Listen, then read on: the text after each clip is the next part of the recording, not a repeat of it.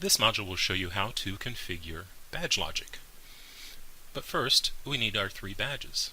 So I have my faculty badge here, and this is a basic template for all of my cards. The only thing that's different is a color stripe. So what I'll do for that color stripe is drag a square onto the card. I'll go over to Properties, change the back color, and I choose maroon for my faculty. You can choose whatever color you like. And I'd like to place this color bar behind the department name. I'll go ahead and stretch it out because I want it all the way across the card, make it visible.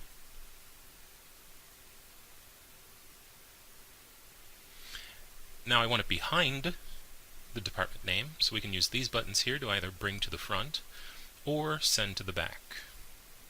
So we'll send that to the back, and we'll save it. Rather than recreating the wheel and creating the next two cards, all I really need to do is, 1, change the color,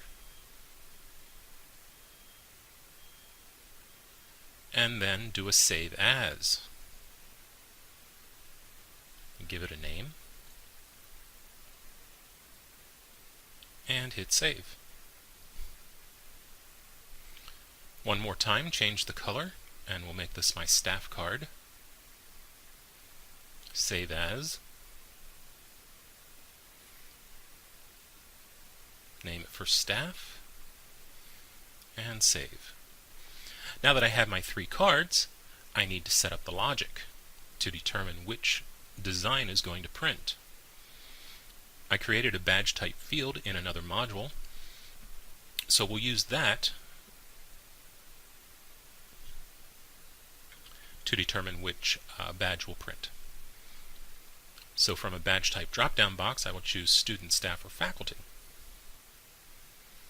So we get to badge logic by going to Tools and then Logic and choosing badge logic.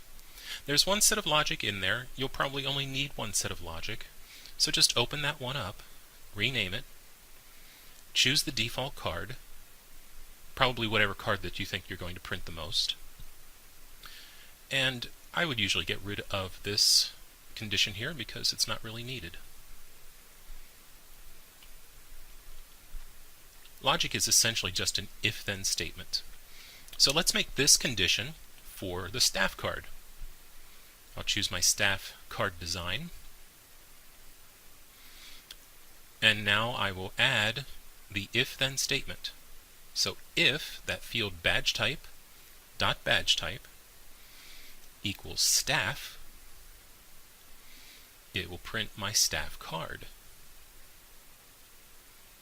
Now this value down here is very critical. It has to match how you typed it into the drop-down box for badge type. It is case sensitive, and it has to be spelled the same. Add the next condition for student. Name it for student. I'll choose the student card design. Add the if-then statement. So if badge type dot badge type equals student, it will print my student card. Hit OK. Again, OK. Now I could make a condition for faculty, but I don't have to, because it will evaluate these 2 conditions and it won't match. That way it will automatically print your default card. These conditions, just for your information, are evaluated from top to bottom, and you can always reorder them by moving them up and down in that condition window. And hit OK. Now you will see how to apply your badge logic to the screen. We'll click on that.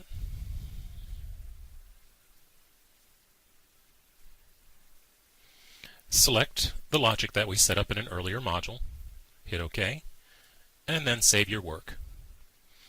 If you try and save your work before you apply the logic, it will not let you save it.